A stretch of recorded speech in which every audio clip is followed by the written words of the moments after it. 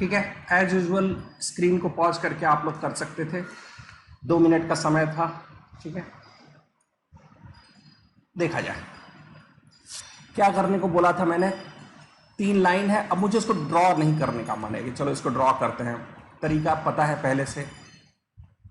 इसका slope m1 -2, इसका slope m2 1, तीसरे लाइन का स्लोप सीधे सीधे दिख रहा है। इंक्रीजिंग ऑर्डर में सबसे बड़ा वाला जो है ये, अब इसका नाम होगा m1। ठीक, अब ये m1 नहीं रहा, सबसे बड़े वाले को अब हम m1 बोलेंगे। उससे छोटा जो है m2, इसका नाम अभी भी बरकरार है। ठीक, और जो सबसे छोटा था उसको हम m3 कर देंगे। ठीक, इंक्रीजिंग ऑर्डर में हो गया। पहला एंगल जो बन रहा होगा, चलो उसका नाम a दे देते हैं। ठीक, क्या करना है भाई, m1 - m2/1 plus m1 m2। ठीक, m1 3 है, m2 1 है, m1 m2 कर दिया है 3 है, 2/4 1/2। ठीक, ऑब्टेन टेंजेंट ही बताना है, tan थीटा ही बताना है। ठीक है, tan भी क्या हो जाएगा, m2 में से अब m3 माइनस करेंगे। ठीक है, ध्यान रखना साइक्लिक फॉर्म रहेगा। ठीक है, अच्छा m2 में से m3 माइनस किया तो 1 में से 2 माइनस किया तो ऊपर 3 है। अच्छा ये 1, m2 m3 माइनस किया तो 1 में -1। ठीक है, tan c देख लिया जाए। अब m3 में से m1 माइनस होगा। ठीक,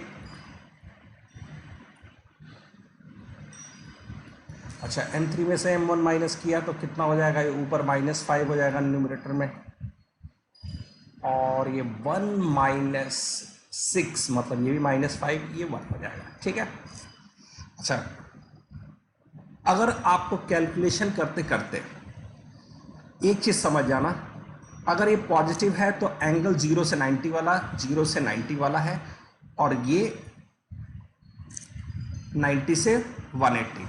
तो इसमें सबसे सावधानी वाली बात यह है कि अगर आपका कुछ करते हुए 2 माइनस आ जाते हैं और 1 प्लस में आ जाता तो आप सीधी सीधी बात है कि कहीं कुछ कैलकुलेशन मिस्टेक हो गया है, m1 m2 m3 कुछ तो गड़बड़ हो चुका है, क्योंकि 2 ऑब्ट्यूस एंगल नहीं होंगे, 2 छोटे छोटे एंगल हो सकते हैं और एक बड़ा एंगल 90 से ज्यादा वाला हो सकता है, या तीनों पॉजिटिव हो सकते हैं, वो भी सही है। ठीक है, आसान क्वेश्चन था। ठीक है, जो लोग भी SL लोनी यूज कर रहे हैं उसमें एक्सरसाइज जो है 6 उसके सारे क्वेश्चन करने हैं। ऑल से मेरा मतलब है कुछ छोड़ना नहीं है। ठीक है, अब हम लोग क्या करेंगे, कुछ स्पेशल केसेस लेंगे। 2 लाइन हमें समझ में आ ही रहा है, 2 लाइन के बीच में क्या एंगल है और कब पैरेलल परपेंडिकुलर कांस्टेंट होता है। ठीक है, इस बार y = mx + c ये वाला फॉर्म जो है नहीं ले रहे हैं, एकदम स्टैंडर्ड वाला फॉर्म ले रहे हैं। ठीक है, अच्छा एक चीज समझो कि अगर ये इसका जो पहले वाला लाइन का स्लोप क्या होगा, -a1/b1 होगा, और दूसरे का स्लोप क्या होगा, -a2/b2। ठीक है, अगर दोनों पैरेलल हैं तो दोनों इक्वल हैं। इसका मतलब इसके बाद जो अगला स्टेप क्या है कि अगर माइनस दोनों साइड हटा दें तो a1/a2 = b1/b2 है। मतलब कोएफिशिएंट जो है x वाले का कोएफिशिएंट का रेशियो y वाले के कोएफिशिएंट के रेशियो के बराबर है। लेकिन ये क्यों लिख दिया भाई, नॉट इक्वल टू, मतलब कि अगर 2 लाइन है और ये दोनों अगर पैरेलल हैं तो दोनों का स्लोप बराबर है, लेकिन अगर c1 c2 भी बराबर हो जाएगा तो लाइन तो सेम हो जाएगी। तो ये वाली कहानी है कि अगर तीनों ही कोएफिशिएंट बराबर हो गए तो लाइन तो सेम है। मतलब कि अगर मैं ये लिख दूं x + 3y - 4 = 0 और दूसरा लाइन लिख दूं 2x + 6y - 8 = 0, तो अरे इसमें क्या है, ये तो 2 से डिवाइड कर दोगे तो वही लाइन बन जाएगा। ठीक है। तो कई बार ऐसा भी होता है कि लाइन तीनों कोएफिशिएंट अगर रेशियो में है तो सेम लाइन है, ठीक है। तो ये दोनों क्लियर है, पैरेलल है, ठीक है। हालांकि कोइंसिडेंट भी एक स्पेशल केस है पैरेलल का, ठीक है, लेकिन आमतौर पे पैरेलल तभी बोलते हैं जब वो दोनों लाइन पैरेलल है और अलग अलग है, नहीं तो सेम लाइन है, कोइंसिडेंट है। जब परपेंडिकुलर का क्या मतलब है? परपेंडिकुलर का मतलब क्या हुआ कि दोनों स्लोप जो है का प्रोडक्ट क्या होना चाहिए, कुछ समय पहले देखे थे, प्रोडक्ट क्या होना चाहिए, -1 होना चाहिए, ठीक। अब इसको हम फिर से हम समझते हैं, tan थीटा जो दो लाइन के बीच में जो स्लोप है वो कैसा दिखता है, यही था फॉर्मूला। अब आप लोग समझ पाओगे कि अगर tan थीटा या थीटा 90 डिग्री है तो tan थीटा किसको टेंड करेगा, इन्फिनिटी को। वो तब होगा जब इसका डिनोमिनेटर किसको टेंड करेगा, 0 को। इसका मतलब m1 इंटू m2 प्लस 1 होना चाहिए 0 और m1 m2 -1 होना चाहिए। तो सेम लॉजिक ऊपर लगाते हैं, ये जो दोनों स्लोप जो दिख रहे हैं इनको हम बड़े प्यार से मल्टीप्लाई कर देंगे, क्योंकि ये m1 है और ये m2 है, दोनों का प्रोडक्ट -1 है। मतलब ये दो माइनस मिलके प्लस, और ये हो जाएगा a1 a2 is equal to -b1 b2। मतलब इन दोनों को जोड़ने पर ये 0 होगा, ठीक है। कुछ याद नहीं करना है, ये सिर्फ समझना है, कोई बहुत रटने वाली चीज़ नहीं है, समझने वाली चीज़ है। ये अपने आप तुमको सवाल लगाते लगाते चीज़ें क्लियर हो जाएंगी, ठीक है। ये सब रटने वाली चीज़ नहीं है, ठीक है। बस यही समझना है कि पैरेलल है तो सारे कोएफिशिएंट रेशियो में है, बस C1 C2 रेशियो में होना ज़रूरी नहीं है, अगर है वो भी तो सेम लाइन है। परपेंडिकुलर के लिए क्या है, a1 a2 plus b1 b2 0 है, लेकिन अगर ये नहीं भी याद होता है तो सिंपली दोनों का स्लोप का प्रोडक्ट -1 होगा, ठीक है। अब क्या समझते हैं, अगर कोई आपसे कहता है कि देखो ये ट्रिक भी है एक तरह से, equation of line parallel to, एक लाइन आपको दे दी गई है तो उसका जो स्लोप है वो डिसाइड x के कोएफिशिएंट और y के कोएफिशिएंट्स होता है, c नहीं डिसाइड करता है। c बस इंटरसेप्ट वाला काम करता है कि x एक्सिस को कहां पे कट किया, y एक्सिस को कहां पे कट किया, उस तरह का चीज ये डिसाइड करता है। लेकिन वो लाइन कितना एंगल बना रहा है ये x और y के कोएफिशिएंट डिसाइड करेंगे। तो इस लाइन के जो भी पैरेलल होगा उसका इक्वेशन ax प्लस by ये तो पक्का है, लेकिन c होना जरूरी नहीं है। c की जगह आप लैम्डा लिख सकते हो, ये मतलब c अलग अलग c पर अलग अलग लाइन बनेगी। ये सब जितनी लाइन ड्रॉ कर रहे हैं, अगर ये इस लाइन का नाम ax plus by plus c is equal to 0, तो जितनी लाइन देख रहा हो सब में c बदल रहा है। c की जगह c1 c2 c3 2 4 5 any real number, ठीक। अब दूसरा काम करते हैं, इक्वेशन ऑफ लाइन परपेंडिकुलर। अब इसकी परपेंडिकुलर जो लाइन है, ठीक है, समझने के लिए इसका स्लोप क्या है, -a/b है। तो जो परपेंडिकुलर होगा उसका स्लोप क्या होगा, उसको मल्टीप्लाई करने में -1 होना चाहिए, तो वो b/a होगा, राइट। मतलब वो लाइन कैसा दिखेगा, y is equal to b/a x plus कुछ होगा c' मान लेते हैं। तो क्या इसको देख के नहीं लग रहा है कि अब मैं इसको लिख सकता हूं bx minus ay plus c' is equal to 0। तो देखते देखते समझ c' इंटू a कर देते हैं, वो मान लेते हैं कोई नया कांस्टेंट है, c डबल डैश कर देते हैं, ठीक है। बट एक चीज समझ में आया कि यार ये जो x का कोएफिशिएंट अब b हो गया और y का कोएफिशिएंट a हो गया, लेकिन माइनस साइन के साथ। तो अब हम लोग क्या करेंगे, अब ये समझदारी वाली चीज यहां पे लगाएंगे। आगे से जब भी कोई बोले कि एक लाइन है, इसके परपेंडिकुलर एक और लाइन है, तो हम क्या करेंगे, x और y के कोएफिशिएंट को पलट देंगे और बीच में माइनस लगा देंगे, और पहले से माइनस है तो प्लस लगा देंगे, ठीक। एक एग्जांपल दे देता हूं, 3x माइनस 4y, या प्लस कर देता हूं फिर पहले, प्लस 7 इज इक्वल टू 0। इसके परपेंडिकुलर जो लाइन होगा क्या करेंगे, ये दोनों जो है अदला बदली हो जाएगा और माइनस साइन बीच में लग जाएगा। तो मैं कहूंगा इसके परपेंडिकुलर जो लाइन होगी ये है। इजी। नया इक्वेशन लिखते हैं, इसके परपेंडिकुलर लाइन क्या होगा, अदला बदली होगा, मतलब 3y और यहां पर -5y, लेकिन एक और बीच में माइनस लगा रहे हो तो इस वजह से, ठीक है, क्लियर है। परपेंडिकुलर और पैरेलल को सीधे सीधे हम लोग ऐसे लिख सकते हैं, ठीक है।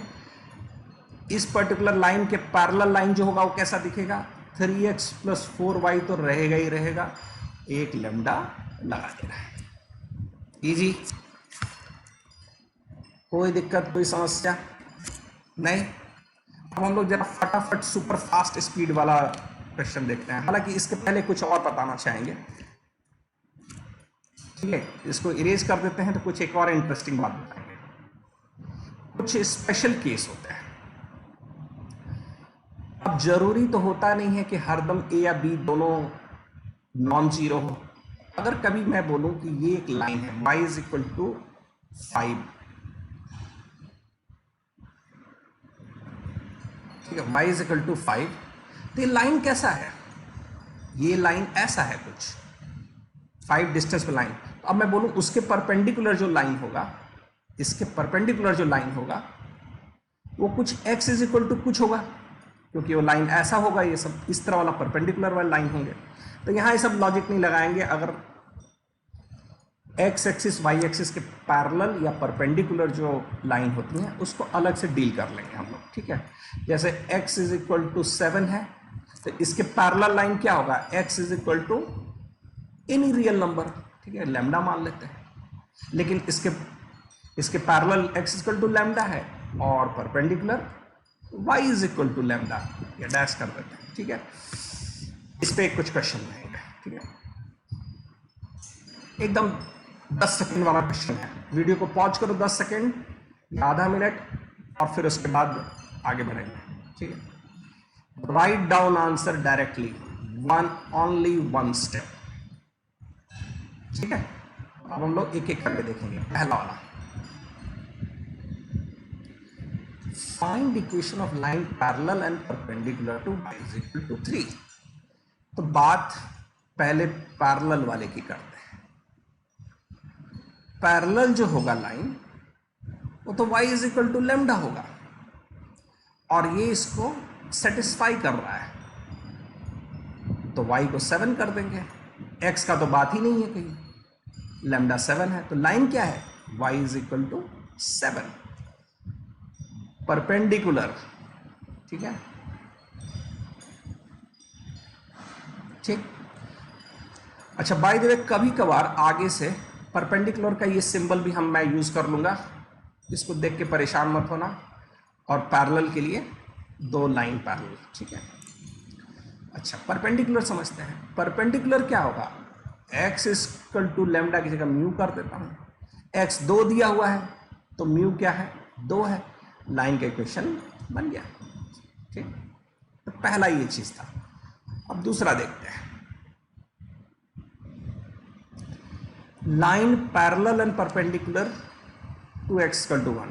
तो पैरेलल वाला देखते हैं और परपेंडिकुलर वाला देखते हैं। दूसरा क्वेश्चन, जो पैरेलल है वो x = लैम्डा है और परपेंडिकुलर वाला जो है वो y = म्यू मान लेते हैं। x की वैल्यू दे दिया है -9, तो लैम्डा भी -9 हो जाएगा और y वाला जो है वो -3। लो भैया, ये भी हो गया। क्या आपको लगता है कि आखिरी क्वेश्चन में ज्यादा दिक्कत होने वाली है? ये तो हम पिछले स्लाइड में एग्जांपल दिए थे, इसका देखा जाए। पैरेलल वाला पहले समझा जाए और फिर परपेंडिकुलर। पैरेलल क्या कहानी है भाई, 2x + 3y = लैम्डा, ठीक। अच्छा, ये तो 2 - 3 से होके जा रहा है, सेटिस्फाई करेगा। 2 रखा, -3 रखा, लैम्डा हो गया -5, मतलब लाइन का इक्वेशन है 2x + 3y = -5। परपेंडिकुलर होगा तो क्या हो जाएगा, याद आ रहा है, x और y के कोएफिशिएंट को अदला बदली और बीच में लगा देना है -3x और ये 2y और बीच में लगा देना माइनस, = लैम्डा कर दो। सेटिस्फाई करा देते हैं 2 माइनस 3 से। x की वैल्यू 2 है, y की वैल्यू -3 है, दोनों मिलके 12 हो गए। 3x minus 2y is equal to 12। खेल खत्म, खुश रहो। ठीक, आसान है। ठीक है, ऑब्वियसली ये क्वाइट नेचुरली प्रैक्टिस से आ जाएगा, तो अभी बहुत बेसिक पे ही चल रहा है। ठीक है, एक और क्वेश्चन देखते हैं, और इसको ABCD 10 सेकंड के अंदर मन में कर लो तो और भी जबरदस्त।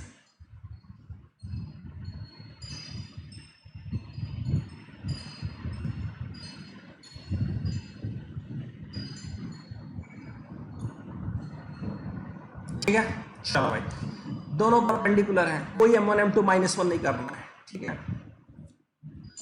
क्या किया जाए भाई,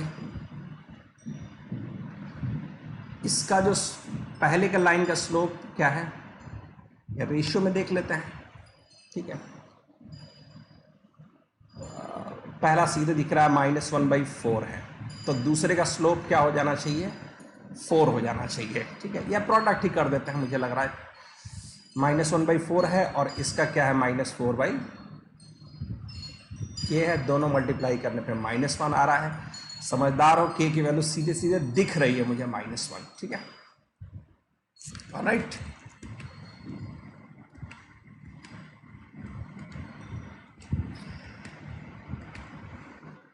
ठीक है ना,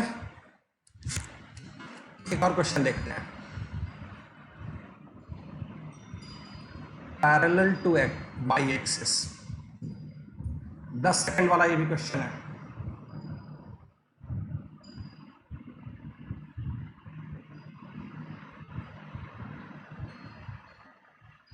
ठीक है, ये स्ट्रेट लाइन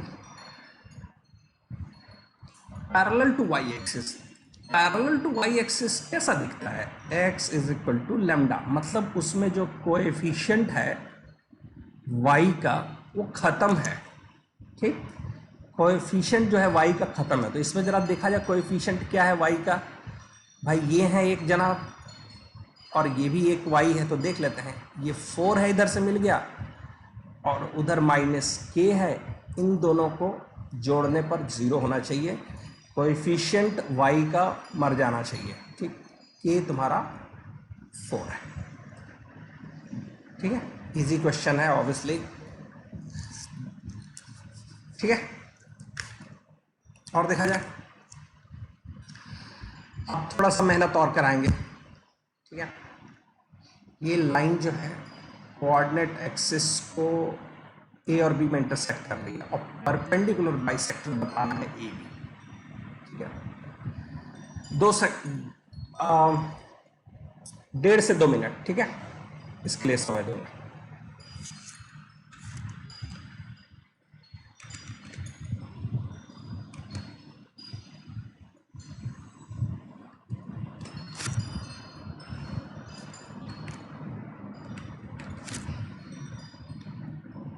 ठीक है, चलो स्टार्ट किया जाए।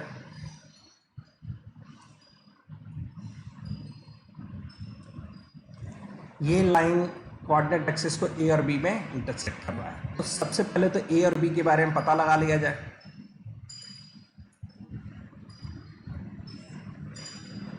इसको कट कर दिया ए पर, इसको कट कर दिया बी पर।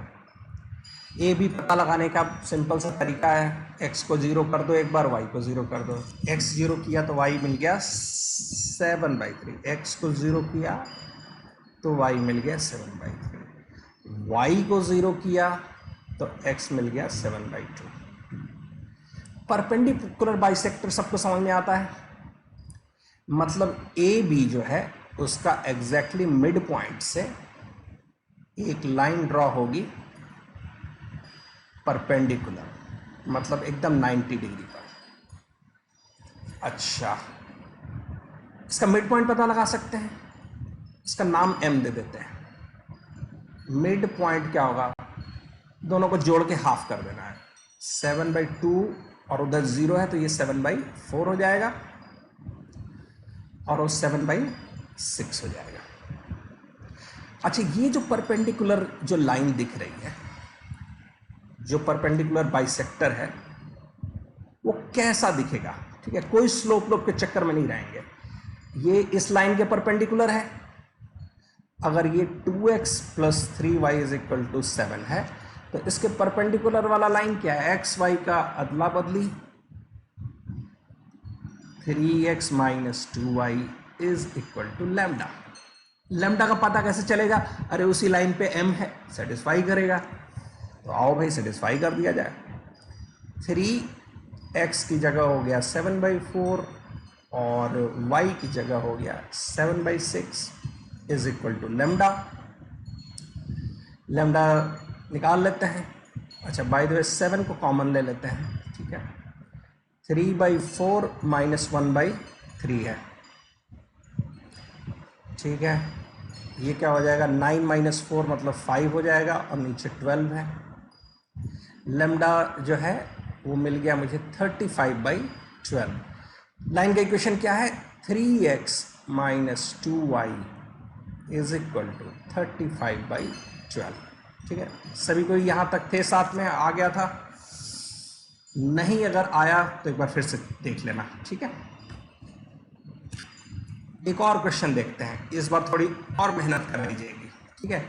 ये मेरे ख्याल से एक प्रॉपर जेई मेन लेवल का क्वेश्चन है, तो इसमें 2-3 मिनट आपको दिया जा सकता है, ठीक है। वीडियो को पॉज करिए 2-3 मिनट के लिए और फिर जो आपका सॉल्यूशन आता है उसको फिर मैच करिए कि आपने किस तरह किया है और मैं कैसे कर रहा हूँ। कई बार ऐसा भी हो सकता है कि आप दूसरे मेथड से करें लेकिन वो भी सही हो, ठीक है। जितने ज़्यादा मेथड जानोगे उतना ही अच्छा रहेगा, ठीक है। ओके,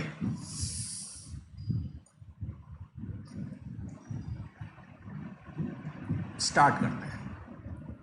अच्छा मैंने ड्रॉ गुड डायग्राम क्यों बोला है, कई बार क्या है डायग्राम जब ड्रॉ करते हैं तो भी बहुत सारी चीज़ें देख के भी क्लियर हो जाती हैं। देखा जाए भाई एक्स एक्सिस वाई एक्सिस तो बना ही लिया जाए, ठीक है। थोड़ा और ऊपर पहुंचा देते हैं इसको पहुंचा देते हैं।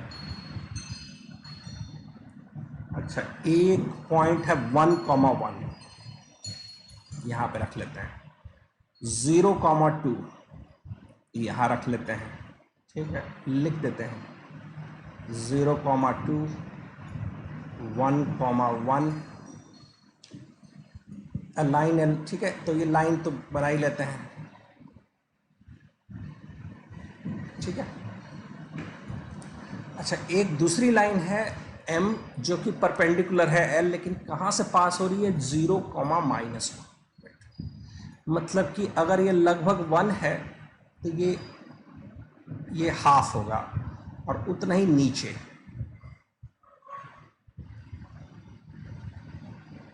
ठीक है। एक लाइन इसके परपेंडिकुलर और इससे गुजरती हुई, मतलब कि कुछ ऐसा समझ लेते हैं। ये लाइन का नाम m है और ये लाइन का नाम l है, पॉइंट नहीं है, लाइन का नाम ही है l और m, ठीक है। Area of the triangle formed by these lines with the y axis.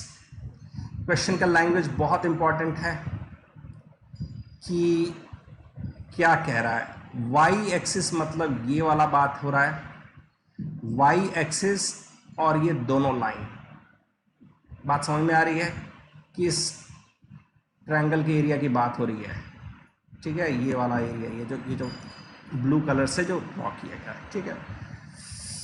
तो इसमें लाइन का इक्वेशन मैं निकालूंगा नहीं, ड्रॉ गुड डायग्राम क्यों किया है मैंने, हालांकि m का इक्वेशन बना के ये इंटरसेक्शन पॉइंट भी निकाल सकते हैं हम लोग, ठीक है। इसके 2 तरीके हैं, ठीक है। मैं लिख देता हूं मेथड 1, ठीक है। इक्वेशन ऑफ m निकाल लीजिए, ठीक है। l का निकाल सकते हैं, 2 पॉइंट दिया हुआ है तो, और उसके परपेंडिकुलर लाइन m का भी निकाल सकते हैं, ठीक है। अच्छा ये दोनों 1,1 से पे इंटरसेक्ट नहीं कर रहा भाई, द वे ये 1,1 ऊपर है, ठीक है। ये इधर है पॉइंट, ठीक है। तो अब मैं क्या करूंगा कि पहला लाइन l का इक्वेशन मिल जाएगा, उसके परपेंडिकुलर लाइन का इक्वेशन बना लोगे 0,-1/2 से, और दोनों सॉल्व करके निकालोगे, सॉल्व करके इस पर्टिकुलर पॉइंट का पता लगेगा, टाइम तो लगेगा भाई। फिर उसके बाद डिटर्मिनेंट बनाओगे, ये पॉइंट अगर नाम दे दूं a b और सी, तो डिटर्मिनेंट निकाल के फिर उसको हाफ करोगे तब जाके इक्वेशन मिलेगा, ठीक है। लेकिन हमें ये देख के समझ में आ रहा है, सीधा सीधा हिसाब किताब समझ में आ रहा है कि कैसा होगा ये आपका जो है 90 डिग्री है, ठीक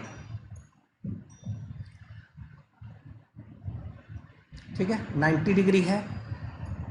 इस लाइन का स्लोप दिख रहा है -1, मतलब कि ये एंगल -1 है, तो ये 135 डिग्री, ये 45 डिग्री, ये 45 डिग्री।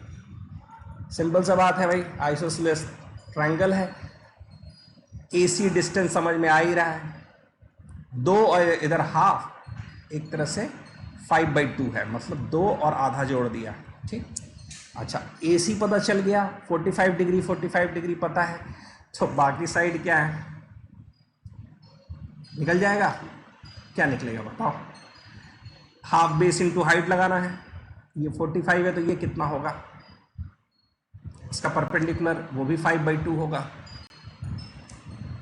ठीक है, 5/2 का आधा होगा, सॉरी 5/2 का हाफ होगा, ठीक है। tan 45 कर रहा हूँ, tan 45 1 होता है, तो उसका ये वाला लेंथ जो है, ये लेंथ और ये लेंथ बराबर होगा, ठीक है। हाइट मिल गया, तो ट्रायंगल का एरिया क्या होगा, हाफ बेस मतलब AC, और ये जो हाइट जो मैंने अभी निकाला है, हाइट h बोला, निकाल के देख लेते हैं। हाफ है, AC 5/2 है, हाइट 5/4 है, अच्छा ये ऊपर 25 हो गया और ये 16 हो गया।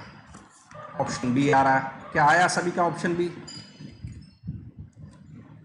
आया, ठीक है। और देखा जाए, एक और देखते हैं।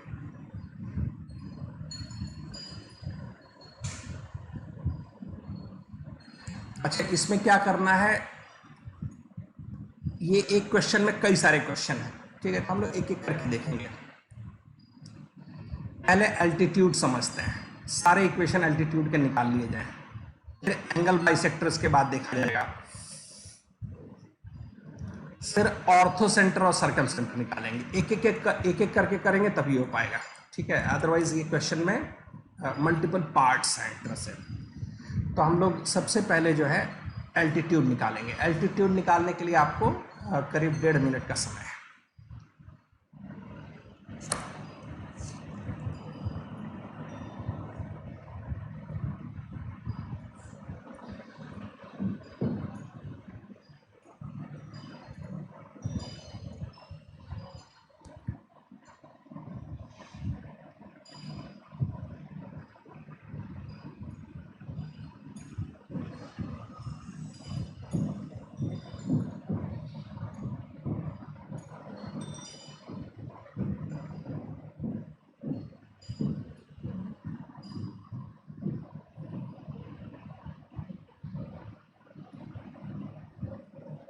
ठीक है, तो एक रफली एक मैंने बना दिया,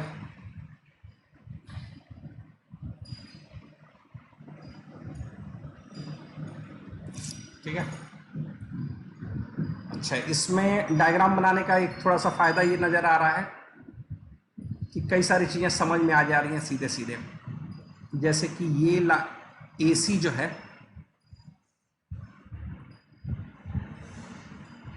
दिख रहा है पैरेलल टू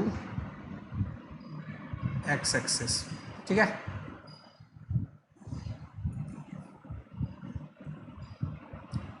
ठीक है ना, एल्टीट्यूड निकालना है भाई। एल्टीट्यूड सबको पता है डेफिनेशन, अगर किसी को याद नहीं आ रहा तो मैं फिर से बता देता हूँ। एल्टीट्यूड क्या होता है, किसी भी वर्टेक्स से उसकी अपोजिट साइड पे एक परपेंडिकुलर ड्रॉ कर देना है। मतलब कि ये A से इसके अपोजिट साइड पे अगर आप परपेंडिकुलर ड्रॉ कर दिए, यही है। कैसे होगा भाई, तीनों साइड का इक्वेशन बनाना पड़ेगा तभी तो परपेंडिकुलर निकालेंगे। AC का इक्वेशन बनाया जाए, वो line parallel to x axis है, मतलब y is equal to something, y is equal to lambda. अच्छा 0,8 को सेटिस्फाई करेगा, चाहे 6,8 को सेटिस्फाई करेगा, मिल जाएगा y is equal to 8, AC मिल गया। फिर हम निकालेंगे AB,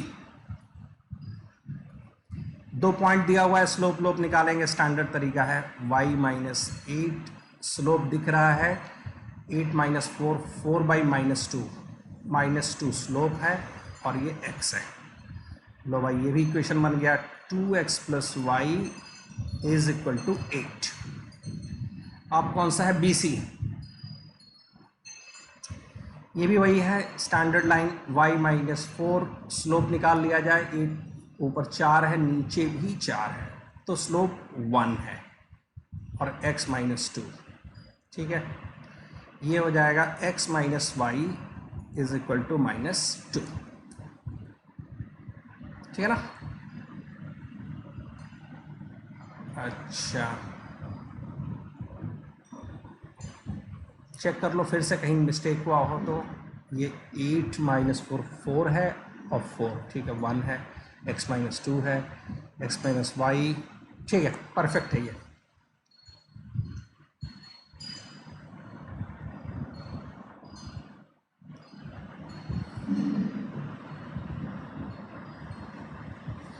क्या करना है एल्टीट्यूड निकालने के लिए, AC के परपेंडिकुलर जो लाइन होगी, ठीक है। अब इसको जो है थोड़ा सा फिर से चेंज करते हैं, इसके परपेंडिकुलर जो लाइन होगी उसका इक्वेशन क्या होगा, x is equal to lambda, और वो पॉइंट जो इस वर्टेक्स से होके जा रहा है, x तुम्हारा क्या है, 0 है, तो इसका मतलब यहां से जो परपेंडिकुलर होगा इस पर्टिकुलर साइड पे, इस पर्टिकुलर साइड पे वो कुछ ऐसा होगा। थोड़ा सा इसमें ये इरेजर से इनको हटा दिया जाए, नहीं तो ये कंफ्यूज करेंगे लोग, ठीक है। अच्छा जी, ठीक है ना। अच्छा A से गुजरता हो तो इसका क्या होगा, ये तो 0,8 से होके जा रहा है, तो ये x is equal to 0, basically यही आपका परपेंडिकुलर होगा, ठीक है। वहां से नहीं सॉरी, मैं क्या कहने जा रहा हूं, सॉरी, वर्टेक्स B से AC पे डालना है ना। एक सेकेंड, ये लग रहा है, हाँ। अब इसको फिर से इसको रिपीट करते हैं। मुझे क्या करना है, कलर इसको जो है यहाँ से मुझे ड्रॉ करना है, ये एल्टीट्यूड चाहिए, वर्टेक्स B से, तो AC जो लाइन है उसके परपेंडिकुलर जो होगा x इक्वल टू लेमडा होगा, और B को सेटिस्फाई कर रहा है तो 2 हो जाएगा, तो ये x इज इक्वल टू 2, ठीक है। लिखते जा रहा हूं, ये x इज इक्वल टू 2 हो गया, ठीक। अच्छा अब A से चालू करूंगा, BC पे परपेंडिकुलर होगा, ठीक है। तो उसके लिए क्या करेंगे, BC की बात हो रही है, तो इस पे जो परपेंडिकुलर जो लाइन होगा क्या होगा, एक्स वाई को कोएफिशिएंट बदल देंगे, तो ये हो जाएगा -x और ये हो जाएगा -y, ठीक है। तो -x कर दिया और उधर प्लस और माइनस कर दिया, इज इक्वल टू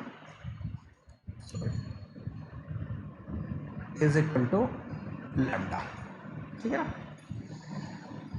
अच्छा बात कहां से है, वर्टेक्स इसमें कौन सा है, A है।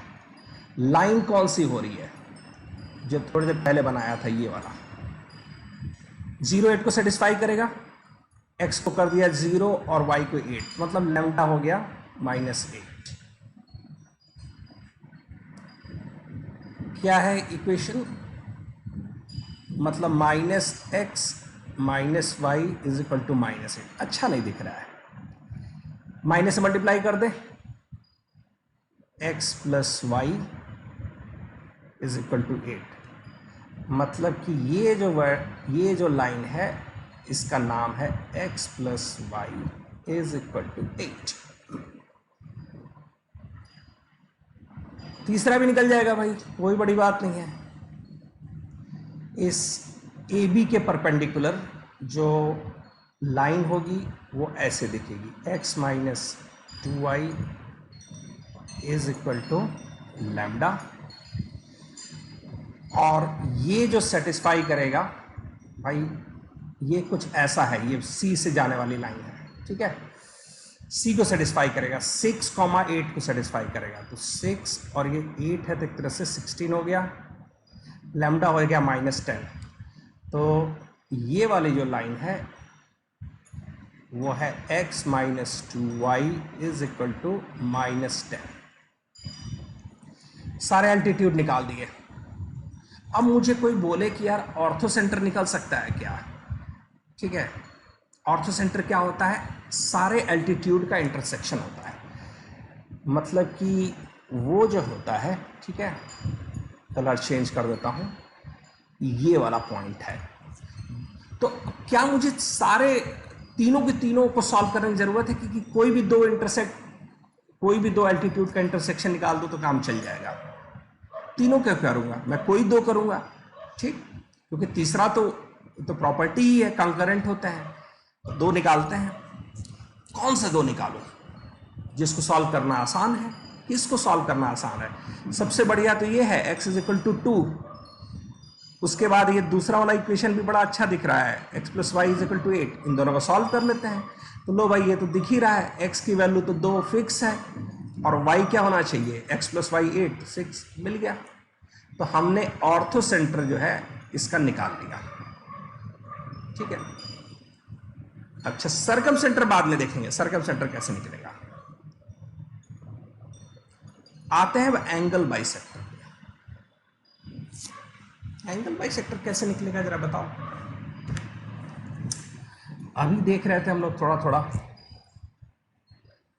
Angle bisector. एंगल बाइसेक्टर निकालने के लिए पहले तो एंगल निकालना पड़ेगा, ठीक है ना। कैसे किया जाए एंगल बाइसेक्टर निकालने के लिए, कोई तरीका है तो बताओ। एंगल बाइसेक्टर को अभी देखो क्या लिखने वाला हूं, ऑन होल्ड किया जा रहा है, ठीक है। क्योंकि तुम लोग के पास कम समय है तो बहुत ज़्यादा मेहनत वाला रास्ता नहीं बताऊंगा। एंगल बाइसेक्टर के सीधे सीधे फॉर्मूला होता है, वो कुछ समय बाद देखेंगे, ठीक है। तो एंगल बाइसेक्टर को ऑन होल्ड किया गया है, ठीक है। अच्छा, और क्या क्या है, सर्कम सेंटर निकालना है। सर्कम सेंटर अभी तक हम लोग कैसे निकाले हैं, मतलब जो अभी तक जो पढ़ाया गया है, एक पॉइंट ले लेते हैं ऑर्थो सेंटर का, उसका कुछ नाम दे देते हैं अल्फा बीटा, तीनों वर्टेक्स से डिस्टेंस बराबर करके दो इक्वेशन बना के सॉल्व करते हैं। रिजनेबली मेहनत लगता है लेकिन बन जाता है। आज हम लोग नया तरीका निकालेंगे, उसमें मेहनत लगता है। दो इक्वेशन बनाओगे, इक्वेशन बनाने में काफ़ी समय लगता है क्योंकि स्क्वायर रहता है, दोनों साइड कट पिट होता है, फिर सॉल्व करके निकालते हो, ठीक है। हमने h पता लगा लिया 2,6। क्या सेंट्रॉयड आराम से निकल जाता है क्या? सेंट्रॉयड तो भैया वो तो देख के बता सकते हो, तीनों को जोड़ के बाई 3 कर देना है। तो अभी देख लेते हैं, 602 ये मिल गया 8/3, 8 4 12 8 20 20/3, ठीक। और ये निकालना है ये अल्फा बीटा। क्या आप लोग जानते हैं कि सेंट्रोइड जो है ऑर्थो सेंटर और सर्कम सेंटर को किस रेशियो में डिवाइड करता है, H2O, ठीक है, 2:1 में। अल्फा बीटा निकल जाएगा। 8/3 जो है वो होगा 2 अल्फा प्लस 2 डिवाइडेड बाई 3, ठीक। और दूसरा क्या होगा, 20/3 क्या होगा, 2 बीटा प्लस 6/3। काम आसान होता जा रहा है। 2 अल्फा 6 है तो अल्फा 3 है, ठीक है ना, और बीटा क्या है 14 और उसको 7। इससे आसानी से क्या आप लोग निकाल सकते हो, ठीक है। ये कई बार जेईई मेन में मैंने इस तरह के क्वेश्चन देखे हैं। वो क्या करते हैं, ऑर्थो सेंटर या सरकम सेंटर, दोनों में से कोई एक दे देगा और दूसरा निकालने को बोलेगा। और लोग क्या करते हैं, सोचते हैं अरे बड़ा लेंथी है तो पूरा निकालना पड़ेगा ऑर्थो सेंटर, लेकिन वो उसमें ट्रिक क्या है कि सेंट्रॉयड आसानी से निकल जाता है और 2:1 में डिवाइड करता है, वो लॉजिक लगाना है, ठीक है। बहुत इंपॉर्टेंट है, मैं इसको मार्क करूंगा इंपॉर्टेंट, ठीक है। इस बार ऐसा क्वेश्चन मेरे ध्यान में नहीं है, लेकिन पिछले 1-2 साल या 3-4 साल में कई बार देखा था मैंने, ठीक है। अब आते हैं एक और बड़ा इंपॉर्टेंट सा कॉन्सेप्ट है, ठीक है। इसको देखते हैं, line making a given angle with a line. पहले समझते हैं क्या बोलना चाह रहा है। Given angle with a line, with a, probably मैं इसको ऐसा लिख सकता हूं, विथ अ गिवन लाइन, ठीक है।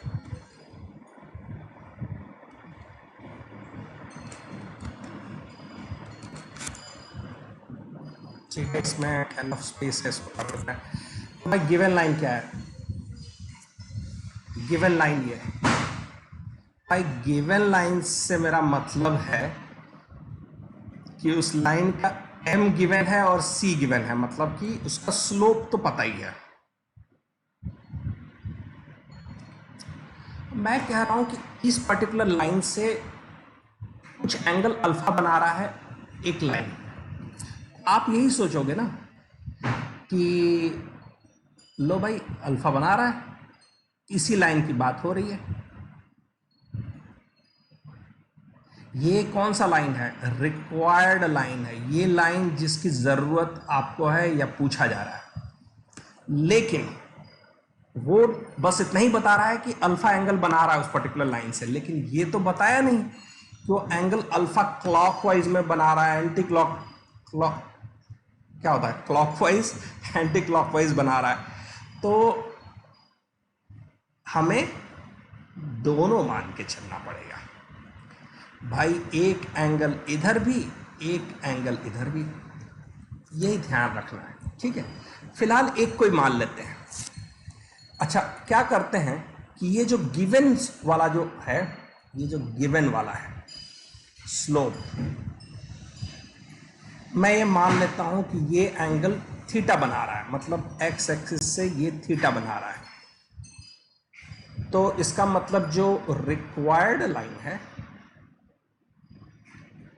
रिक्वायर्ड लाइन क्या एंगल बना रहा है, रिक्वायर्ड लाइन जो एंगल बना रहा है वो या तो थीटा से अल्फा ज्यादा है, समझ में आ रही है बात, मतलब इस पर्टिकुलर लाइन का एंगल पहले से थीटा है, थीटा से अल्फा ज्यादा है, या थीटा से अल्फा कम है। तो इस लाइन का एंगल ये है, तो इसका स्लोप क्या होगा रिक्वायर्ड लाइन का, tan theta plus minus alpha, ठीक। इसके बाद tan a plus minus b का फॉर्मूला है tan theta plus minus tan alpha. अच्छा, ऊपर प्लस माइनस है तो नीचे माइनस प्लस, और फिर बाद में तुमको tan थीटा तो दिया नहीं था, तुम्हें तो स्लोप दिया था, इसको tan थीटा को वापस m कर देते हैं, ठीक है। ऐसे आप चाहो तो इसको याद कर सकते हो, ठीक है, लॉजिक यही है। तो अब इस लाइन का इक्वेशन अगर निकालना है, ठीक है, और वो पॉइंट अगर दे दिया गया x1 y1, ठीक है, तो लो भाई y1 x1 दिया हुआ है और स्लोप अभी निकाल लिया, लेकिन ध्यान रखना प्लस माइनस 2 लाइन के इक्वेशन होंगे, एक मत लिख देना, ठीक है। एक अगर लिखते हो तो आधा अधूरा आंसर कहलाएगा, ठीक है। एक बहुत छोटा सा इसी पे क्वेश्चन देखेंगे तो क्लियर हो जाएगा। ठीक है, आसान क्वेश्चन है, 1 मिनट में भी कर सकते हो, फिर भी 1.5 मिनट तक आप वीडियो को पॉज कर सकते हैं। ठीक है,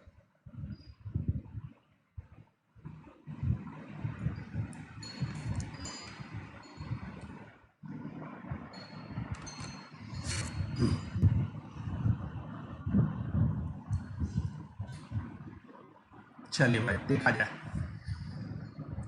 एक लाइन का इक्वेशन बनाना है, इस पॉइंट से होके जा रहा है, एंगल बना रहा है ये, मतलब ये आपका अल्फा है, और इस लाइन का स्लोप जो है क्या है, मतलब m जो दिया हुआ है इस पर, ये गिवन वाला लाइन है, गिवन वाला जो लाइन है वो -4/3 है। ठीक, आपका जो रिक्वायर्ड लाइन का जो स्लोप है वो क्या हो जाएगा, tan थीटा, मतलब m लिख देता हूँ, ठीक है, क्योंकि नया फॉर्मूला है तो सीधे यूज़ करूँगा तो थोड़ी तकलीफ बढ़ जाएगी कुछ लोगों को। ठीक है, क्या किया जाए, रिक्वायर्ड स्लोप ये है, अच्छा m -4/3 है, tan अल्फा क्या होगा, अगर अल्फा ये है तो tan अल्फा करोगे तो 3/4 होगा, मैं ऐसे लिख देता हूँ, tan इनवर्स 3/4 अगर अल्फा है, इसको इधर लेके जाएंगे तो ये tan अल्फा जो है 3/4 है। ठीक है, 1 माइनस प्लस 4/3 3/4। ठीक है, इसके दो हिस्से, एक प्लस वाला लेके चलेंगे, एक माइनस वाला, तो एक प्लस लिया तो ये क्या हो जा रहा है, -4/3 प्लस 3/4, और नीचे क्या है 1 माइनस कट गया 1। ठीक, ये नॉट डिफाइंड है, डिफाइंड है, ये थोड़ी देर बाद देखेंगे। माइनस वाला देखते हैं, तो नीचे हो जाएगा प्लस। ठीक, अच्छा ये आपको देख के क्या लग रहा है, डिनोमिनेटर 0 है, इसका आंसर क्या है, नॉट डिफाइंड बोलना चाहोगे, इन्फिनिटी बोलना चाहोगे, या -इन्फिनिटी, तीनों में से जो चाहे बोलो, बट इसका स्लोप नॉट डिफाइंड है, मतलब ये लाइन कैसा है, ये लाइन है पैरेलल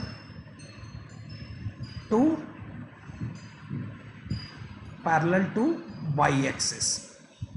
ठीक है ना, ये कुछ ऐसा वाला है लाइन, जिसका जो tan थीटा है वो 90 डिग्री है, या 270 मान सकते हो। ठीक है, वो उस तरह वाला है। बस इतना ही समझ के रखते हैं कि जब भी नॉट डिफाइंड आ जाता है इसका मतलब line parallel to y axis है। दूसरी वाली कहानी देख लेते हैं, ये हो जाएगा -16 और -9, -25/12 और नीचे 224, ये है स्लोप। अच्छा, दोनों इक्वेशन देखा जाए, अब दोनों इक्वेशन देखा जाए कि क्या, लाइन का इक्वेशन तो पूछा ही है। सबसे पहले इसको देख लेते हैं, ये आसान वाला कहानी, y माइनस y1, ये x1 और ये y1 है, माइनस माइनस प्लस हो जाएगा। ठीक है, स्लोप -25/24 x + 2, ये हो गया पहला इक्वेशन। ठीक है, अब इसको देखते हैं, नॉट डिफाइंड हो गया, मतलब वो लाइन का इक्वेशन कैसा है, वाई एक्सिस के पैरेलल लाइन क्या होते हैं, x = लैम्डा, ये -2, -7 से होके जा रहा है। ठीक है, x की वैल्यू जो है, इसको सेटिस्फाई कराओगे तो लैम्डा क्या मिल जाएगा, -2, मतलब x = -2। लो भाई, दोनों इक्वेशन मिल चुके हैं। इस कॉन्सेप्ट को समझना जरूरी है, क्यों नॉट डिफाइंड किया, क्यों ±∞, वो लाइन एक्सिस पैरेलल के है, वाई एक्सिस के पैरेलल है, क्यों है, कब है, ये समझना जरूरी है। फॉर्मूला तो देर सवेर याद कर ही लोगे। ठीक है, फॉर्मूला याद करने के लिए जो है तरीका, जो शुरू में बोला था कि आप पूरा एक पेज का नोट्स बनाओगे और उसमें मेन फॉर्मूले स्पेशली जो याद करने में तकलीफ देते हैं उनको पूरा नोट्स बनाओगे, उसको बार बार फ्रीक्वेंट इंटरवल पे रिवाइज करोगे, तभी याद हो पाएगा। ठीक है ना?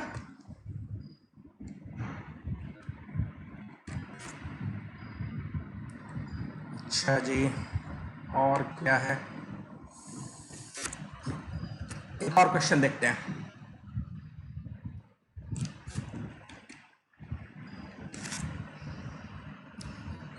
इक्वेशन बनाना है isosceles right angle triangle, hypotenuse का दिया हुआ है, अपोजिट वर्टेक्स दिया हुआ है। डायग्राम बनाओगे और ये समझ लेना कि आइसोस्केलस में एक लाइन से जो बाकी दोनों साइड कितना बनाते हैं, या तो 45 डिग्री से ज़्यादा होगा या 45 डिग्री कम होगा। आई थिंक 1.5 मिनट का समय एनफ होगा। ठीक है, पॉज कर सकते हैं वीडियो को आप।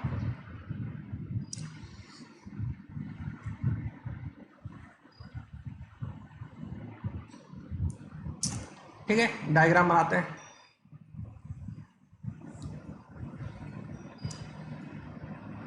अच्छा, ये 3x plus 4y is equal to 4।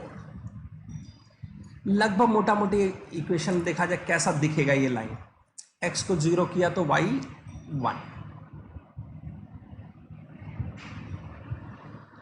और y को 0 किया तो 4/3। अच्छा, लगभग तो ये लाइन बन गया। ये लाइन है कौन सा? 3x plus 4y is equal to 4। अच्छा, आइसोस्केलस ट्रायंगल बनाना। अच्छा, दूसरा जो है लगभग ये 4/3 पे कट किया है इसको, अंदाज़ा 1.3 के आसपास है। 1 यहाँ पर होगा कहीं और 2 यहाँ पर होगा और 2 यहाँ पर होगा। लगभग एक अंदाजे से मैंने 0.22 बना लिया। अच्छा जी, अब क्या करना है कि जब वो आइसोस्केलस राइट एंगल ट्रायंगल, अच्छा ये भी बड़ा काम का है, आइसोस्केलस है, राइट एंगल ट्रायंगल है, तो बाकी दोनों जो वर्टेक्स हैं इस लाइन पे, अच्छा आप लोग कंफ्यूज ना हो कि यही वर्टेक्स है तो इसको मिटा दिया जाए। ये सिर्फ लाइन का अंदाजा लगाया था मैंने कि एक्स एक्सिस वाई एक्सिस को कहाँ से कट कर रहा है, ताकि वो लाइन एक रीजनेबली करेक्ट हो। ठीक है, अच्छा राइट एंगल कहाँ पे बना रहा है, ये भी समझने वाली बात है। हाइपोटेनियस ये है, ठीक है, हाइपोटेनियस ये है, तो राइट एंगल बना रहा है इस पर, ये है 90 डिग्री हाइपोटेनियस अगर वो है, और ये दोनों साइड हैं बराबर। अच्छा, ये आइसोस्केलस राइट एंगल ट्रायंगल में जब दो साइड बराबर है, बीच वाला 90 है, तो भाई इन दोनों का एंगल क्या है? ये 45 डिग्री है और ये भी 45 डिग्री है। अच्छा, हमें निकालना क्या है भाई? मैं क्वेश्चन में पूछा क्या गया है कि आप इस लाइन L1 अगर बोल दूं और इस लाइन को L2 बोल दूं, तो L1 L2 का इक्वेशन बनाना है, मतलब कि उसका स्लोप निकालना सबसे इंपॉर्टेंट है। स्लोप निकालने के लिए क्या करना है, अगर इसका स्लोप अगर ये है, तो अगर आप ध्यान से देखो तो ये एंगल 135 है या ये एंगल 45 है, तो ठीक, तो या तो इस एंगल, इसका जो अगर स्लोप m है तो इससे 45 ज्यादा है या 45 कम है।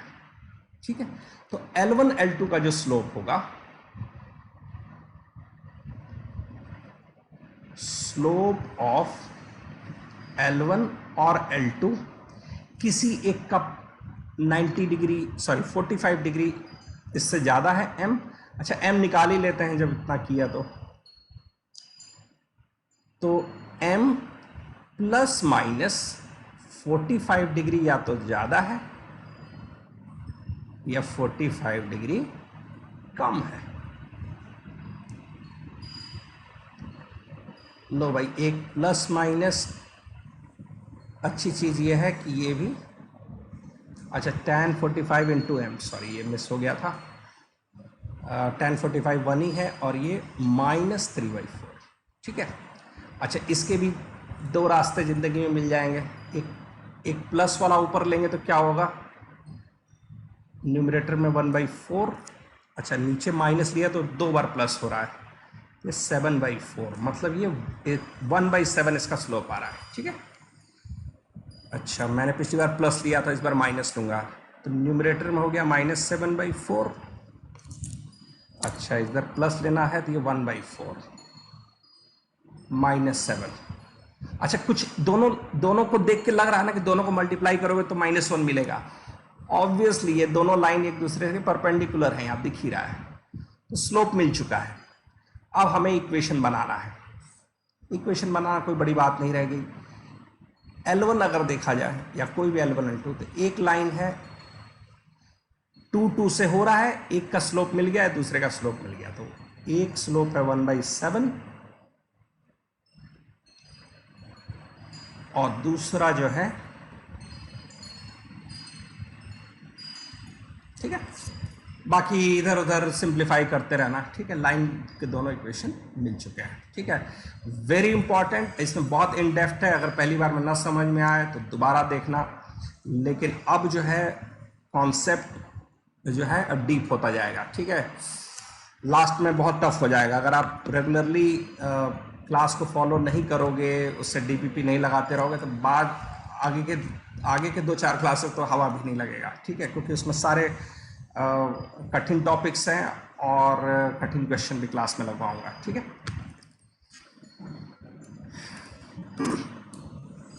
अच्छा, और क्या क्या बातें हैं जो सीखनी है। Length of perpendicular from a point on line, ठीक है। पहले इसको समझते हैं, क्या क्वेश्चन में पूछा जा रहा है। अच्छा, ज़्यादातर होता क्या है कि एक लाइन दी रहती है और एक पॉइंट दिया रहता है, और लाइन का इक्वेशन जनरल ले लेते हैं, ax + by + c = 0। कई बार तो ये भी बोलते हैं कि यार इस पॉइंट से लाइन का डिस्टेंस क्या है। तो भाई सोचने वाला तो ये भी सोच सकता है कि यार ये भी डिस्टेंस है, ये भी डिस्टेंस है, कुछ भी डिस्टेंस ले लो, कौन आपको बताया तो गया नहीं है कौन सा डिस्टेंस लेना है। लेकिन जनरली अगर लाइन से पॉइंट का डिस्टेंस पूछा जा रहा है तो ऐसे तो बहुत सारे होंगे, लेकिन परपेंडिकुलर वाला ही पूछा जाता है, ठीक है। तो हमें क्या करना है, ये परपेंडिकुलर लाइन वाला परपेंडिकुलर जो डिस्टेंस होता है वही यूनिक है और वही शॉर्टेस्ट है, ठीक है। कई बार ये भी बोलते हैं कि शॉर्टेस्ट डिस्टेंस बताइए। शॉर्टेस्ट डिस्टेंस जो होगा, जाहिर सी बात है कि वही परपेंडिकुलर वाला ही सबसे छोटा लेंथ होगा, बाकी कोई भी लेंथ पकड़ोगे उस लाइन और पॉइंट के बीच में तो बड़ा होता जाएगा, ठीक है। सबसे छोटा वाला जो है एकदम परपेंडिकुलर। ये फॉर्मूला है। इसका डेरिवेशन करने के लिए क्या करना है, डेरिवेशन हम अभी नहीं कराएंगे, उसका ज़्यादा मतलब नहीं है, लेकिन जो क्यूरियस लोग हैं, जो बिना डेरिवेशन के उनको दिक्कत होती है, उनके लिए बता देते हैं कैसे करना है, उनके लिए होमवर्क है, ठीक है। बहुत कुछ खास नहीं है, हो सकता है थोड़ा सा लेंथी हो। तो आपको जो है कुछ समय पहले हम लोग सीखे हैं कि ये परपेंडिकुलर जो होता है लाइन, उसका इक्वेशन बना सकते हैं। ए और बी को पलट देंगे, bx - ay = लैम्डा, इस पॉइंट से होके जा रहा है x1 y1 से, सेटिस्फाई करके लैम्डा निकल जाएगा, लिख ही देते हैं, bx1 - ay1 हो जाएगा। इन दोनों को सॉल्व करोगे, अब यहां पे लेंथी हो रहा है, दोनों को सॉल्व करोगे तो पॉइंट मिल जाएगा, डिस्टेंस फार्मूला लगा दोगे और सिंप्लीफाई करोगे तो सिंप्लीफाई करके आपको दिया गया है, ये याद रखना है, बड़ा आसान है याद रखना। इस पर्टिकुलर पॉइंट को इसमें रख देना है, ठीक है। चूंकि वो पॉइंट लाइन पर नहीं है तो उसकी वैल्यू 0 नहीं होगी, कुछ प्लस या माइनस में आएगी, इसीलिए मॉड लगाया गया डिस्टेंस के लिए। तो न्यूमरेटर में क्या करना है, लाइन के जो लेफ्ट हैंड साइड है उसमें x1 y1 को रख देना है और x और y के कोएफिशिएंट को अंडर रूट करके जोड़ना है, ठीक है, बहुत आसान है, इसमें कोई बड़ी बात नहीं है। ठीक है, मतलब कि अगर लाइन का equation 3x minus 4y plus 7 is equal to 0 है, पॉइंट 1,2 कर दिया गया या 2,1 कर देते हैं, और मैं बोलूं इस पॉइंट का इस लाइन से डिस्टेंस क्या है, तो हम क्या करेंगे, 3x की जगह 2 रखा, y की जगह 1 रखा, डिवाइड किया, 3 और 4 को अंडर रूट में स्क्वायर करोगे तो 5 मिल जाएगा, और ये मॉड लगा देंगे। ठीक, क्या हो जाएगा, 6 माइनस 4 2, ये 9/5 डिस्टेंस है इसका, इस पॉइंट का। तो ऐसे ही फॉर्मूला लगाना है। ठीक है, अच्छा, अगर मैं सेम लाइन को मैं बोलूं कि पॉइंट x1 y1 की जगह ओरिजिन से अगर डिस्टेंस पूछे तो ये तो और भी आसान हो गया है। तो x1 y1 उसी का स्पेशल केस है, 0 0 कर देना। ठीक है, तो जब 0 0 करोगे तो ax और by तो खत्म ही है, ये cy। अब इसी लाइन को मैं बोलूं कि ओरिजिन से डिस्टेंस क्या होगा, तो ये खत्म है, ये तो 7/5 हो जाएगा। ठीक है ना, तो ये फॉर्मूला जो है, हालांकि इसका बहुत फ्रीक्वेंट यूज है, हर दूसरे सवाल में कुछ ना कुछ तरीके से आ जाएगा, तो इसको नोट्स बनाने की बहुत खास ज़रूरत ना पड़े। ठीक है, शुरू में हो सकता है ना याद रहे, लेकिन अगर पूरा डीपीपी लगा लोगे तो ये तो पक्का ही याद हो जाएगा, बाकी कुछ याद हो चाहे ना हो। ठीक है, लाइन के इक्वेशन जैसा है कि y is equal to mx plus c, वो अपने आप याद हो जाता है।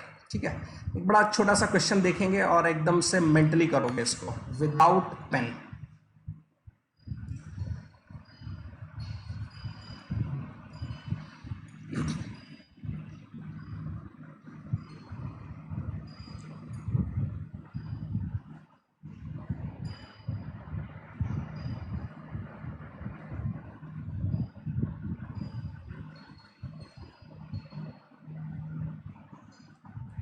ठीक है, मेंटली करना था। 3 4 इंटू 2 8 1, नीचे 3 स्क्वायर प्लस 4 स्क्वायर 25 है, उसको रूट किया 5, मॉड लगा देते हैं। ठीक है, ये 4/5 हो रहा है।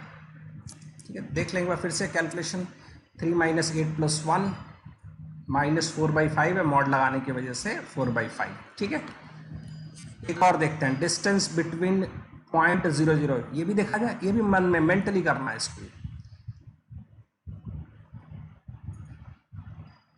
7/13 आ रहा है, 0 0 किया तो ऐसे ही खत्म, 7 हो गया, और 12 और 5 को अंडर रूट करोगे तो कितना हो जाएगा, 169, 13, ये भी हो जाना चाहिए। ठीक है,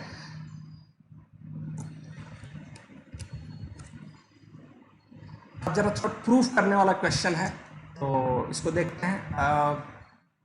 2 मिनट का समय देते हैं। ठीक है, वीडियो पॉज कर देना है। लॉजिक सिंपल है कि एक लाइन जो है,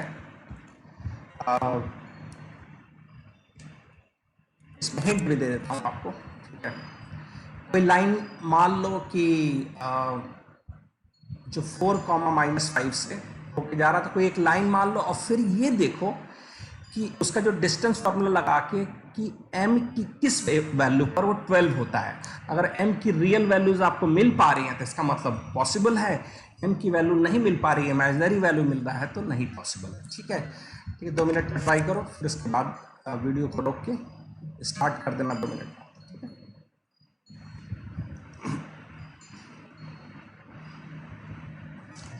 ओके, स्टार्ट करते हैं। मैंने पहले ही हिंट दे दिया था कि मैं एक लाइन मान लिया कि भाई इस पर्टिकुलर पॉइंट से गुजरने वाला जो भी लाइन होगा वो कुछ ऐसा ही दिखेगा। ठीक, और उसको जो है उस पर्टिकुलर दूसरे पॉइंट से उसकी दूरी जो है, उसकी डिस्टेंस 12 किस m की वैल्यू पे होगी, देखते हैं। इस पर्टिकुलर लाइन को थोड़ा लिख देते हैं, mx minus Y minus 4m minus 5 is equal to 0। ठीक है, ये ऐसा है कि ax plus B Y plus C वाला फॉर्म है। अच्छा, इसका डिस्टेंस -2,3 से लगाया जाए तो x की जगह रख दिया -2, y की जगह रख दिया 3, और ये तो पहले से पड़ा हुआ है, अंडर रूट में कोएफिशिएंट x का m और y का 1, मॉड लगाना मेरा कर्तव्य है, इज इक्वल टू 12। अब m की वैल्यू निकालने पे फोकस करना है, ठीक है। ऊपर क्या हो जा रहा है न्यूमरेटर में, -6m -8 1 + m², ठीक है। m सॉल्व करने के लिए क्या करेंगे, स्क्वायर ही करेंगे ऑफ कोर्स। अच्छा बाय द वे, मॉड के अंदर प्लस माइनस कोई फर्क पड़ता नहीं है, लेकिन दो बाहर निकाल सकते हैं। ये 3m + 4 कर दें और -2 को बाहर निकालोगे तो वो +2 हो जाएगा। 2 को उधर 12 से डिवाइड किया तो 6। इस मॉड और अंडर रूट हटाने का दुनिया में सबसे आसान तरीका, या इनफैक्ट इकलौता तरीका, स्क्वायर करना है दोनों साइड को।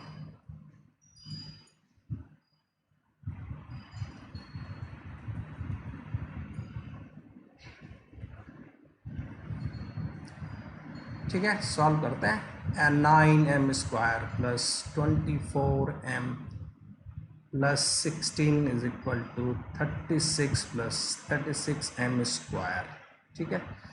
अच्छा 36 में से 9 माइनस किया तो हो जाएगा 25, नहीं सॉरी 27, ठीक है। -24m + 20, m की वैल्यू निकालनी है मुझे, तो बस ये बताना है कि नहीं पॉसिबल है या पॉसिबल है कि नहीं। मैं तो बस d निकालूंगा, इसको फैक्टराइज करने में दिमाग नहीं लगाने वाला हूँ। किसी ने नहीं बोला है कि m की वैल्यू निकाल के बताओ, ठीक है। b² -24 का स्क्वायर कितना होता है, याद करने को बोला है। 1 to 30 का स्क्वायर कितना होगा भाई, याद है सबको? 576 -4ac 427 × 20 कितना हो रहा है ये तो करीब 80 और ये 1600 के आसपास, ये लेस देन 0 हो गया, ठीक है। m के जो सॉल्यूशन हैं वो सारे इमेजिनरी हैं, ठीक है ना। ये जो है रियल लाइफ में नहीं आएंगे, ये आप इमेजिन कर सकते हो, सपने में आएंगे। इमेजिनरी सॉल्यूशन है, नो सॉल्यूशन होगा, ठीक है। तो ऐसा संभव नहीं है, ठीक है ना। विजुअली समझना चाहते हो क्या मैं बोलना चाह रहा था? चलो विजुअली भी समझा देता हूं। जैसे मान लेते हैं कि एक पॉइंट है 4, -5, ठीक है। दूसरा कहीं पॉइंट बोल देते हैं -2, 3, ठीक है। और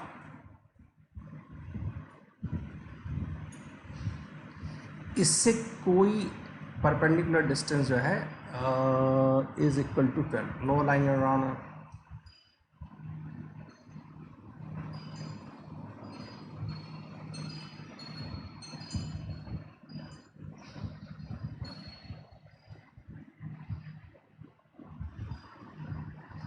ठीक है। अब मैं क्या कर रहा हूं कि सपोज इन दोनों के बीच में डिस्टेंस जो है 7 यूनिट्स है। खैर इसमें तो दिख ही रहा है, क्या डिस्टेंस अभी निकाल लेते हैं। 4 और 2 ये 6 का स्क्वायर हो गया 36, और ये 8 का स्क्वायर हो गया 64, मतलब 10 का डिस्टेंस है, मतलब आपस में दोनों का 10 यूनिट्स का डिस्टेंस है। और मैं कह रहा हूं कि बहुत अधिक दोनों के बीच में डिस्टेंस होगा तो 10 होगा। मैं दुनिया का कोई भी लाइन 4 - 5 से ड्रॉ कर दूं, बहुत कम होगा तो ऐसा भी हो सकता है कि ये लाइन को मैं इसी से गुजरता हुआ बना दूं, तो मिनिमम का ठीक है। तो इसका मिनिमम तो डिस्टेंस 0 होगा, और मैक्सिमम क्या होगा, वही डिस्टेंस होगा जो दोनों का बीच में आपस का डिस्टेंस है। और वो भी तब होगा जब एग्जैक्टली परपेंडिकुलर होगा। इसको खुद से विजुअलाइज करने की कोशिश करना। जब आपस में दोनों पॉइंट के बीच में डिस्टेंस 10 है तो उससे ज्यादा डिस्टेंस 12 कैसे होगा, नहीं होगा। यही कॉन्सेप्ट है इसमें, ठीक है।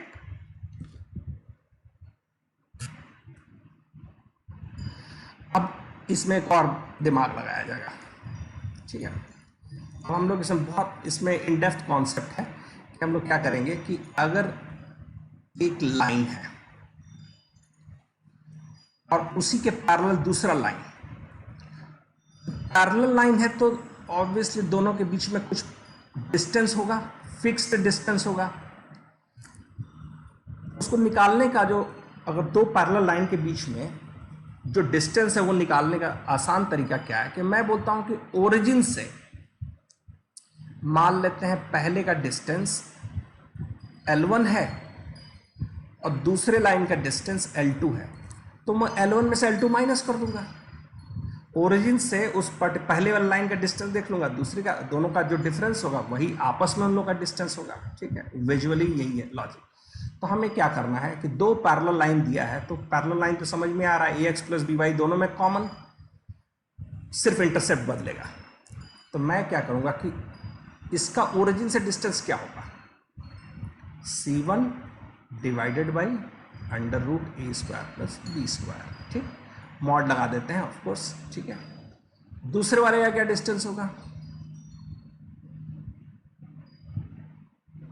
ठीक, आपस में क्या डिस्टेंस होगा, c1 में से c2 माइनस कर देंगे। अच्छा, ये c1 में से c2 जब माइनस करेंगे तो प्लस माइनस दोनों ध्यान देखते हो गए, माइनस है तो माइनस माइनस प्लस हो जाएगा। ठीक है, क्योंकि इसमें दूसरा कॉन्सेप्ट क्या है कि सपोज कई बार क्या होता है कि एक लाइन L1 इधर है और मान लेते हैं कि इन दोनों के बीच में अगर आपको डिस्टेंस बनाना है तो अगर इधर L3 करोगे तो क्या होगा कि अगर ओरिजिन की एक साइड लाइन है तो हो सकता है कि ऊपर प्लस में आए न्यूमरेटर और दूसरी साइड होगा तो माइनस, तो डिस्टेंस दोनों का ऐड होगा। ठीक है, बट हमें वो नहीं सोचना है, c1 में से c2 माइनस कर देना है, चाहे c2 में से माइनस c1 कर दो, दोनों में कोई फर्क नहीं है। दोनों का जो कांस्टेंट वाला टर्म है उन दोनों का डिफरेंस चाहिए मॉड लगा के। ठीक है, सीधे फॉर्मूला अप्लाई करेंगे डिस्टेंस दोनों का, लेकिन ध्यान रखना है कि ये जो है ax प्लस by ये सेम होना चाहिए कोएफिशिएंट। ठीक है, और जो क्वेश्चन जो देख रहे हो पहले तो ये समझ लो कि क्या वो पैरेलल है भी कि नहीं है। ठीक है, देखा जाए, 10 सेकंड का क्वेश्चन है, ज़्यादा लेंथी क्वेश्चन नहीं है।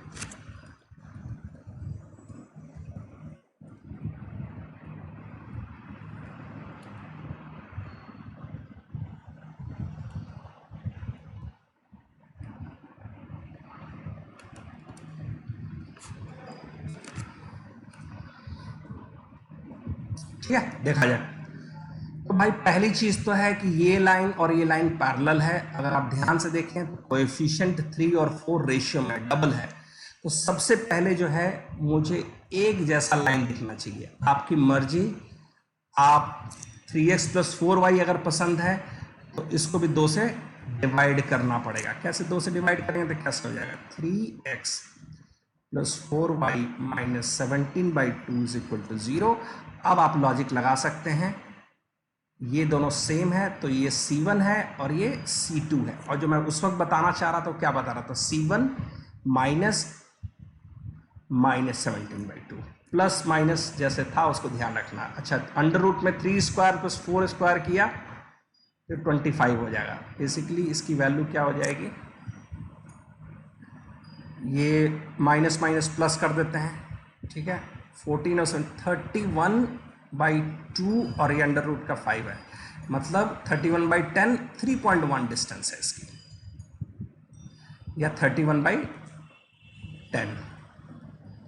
अच्छा, अगर आपको ये 17/2 पसंद नहीं आ रहा है तो एक और तरीका हम बता देते हैं, कोई नया तरीका नहीं है, बस उसी को इसको डबल कर दो, 6x plus 8y plus 14 is equal to 0।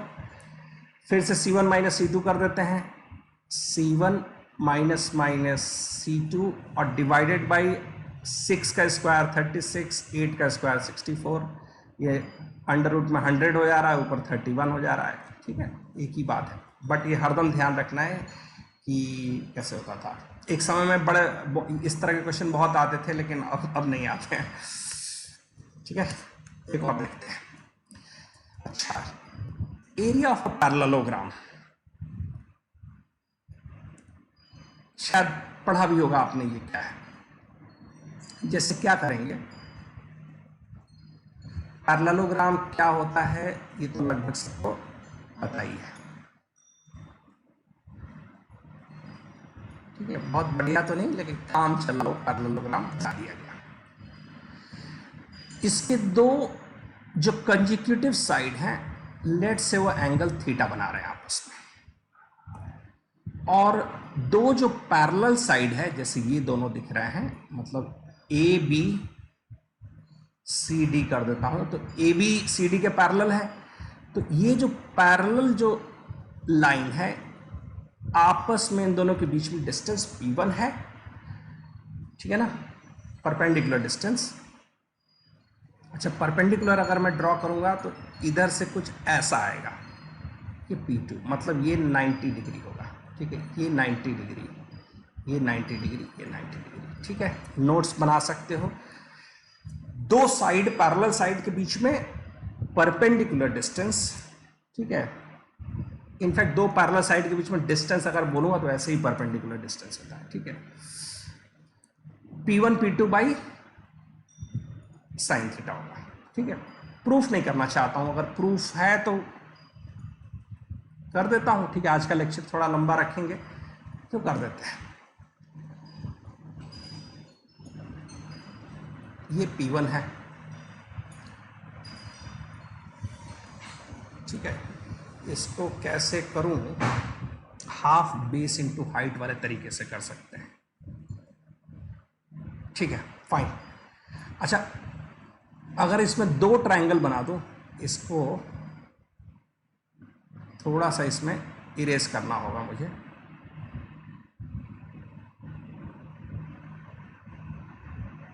ठीक है,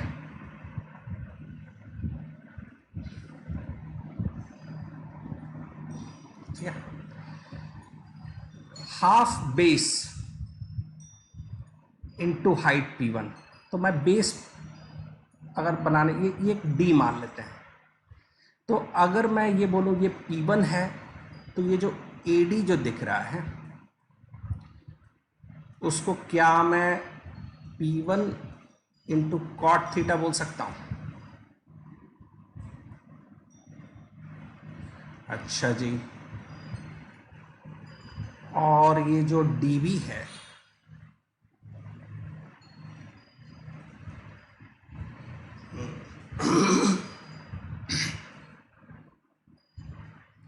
इसको P1 और P2 हाफ AD कर दिया गया, हाइपोटेनियस है। ठीक है, फाइन,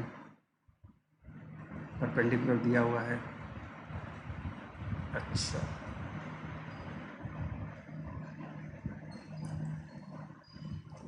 ठीक है, इसको अभी फिलहाल ऐसे रखते हैं।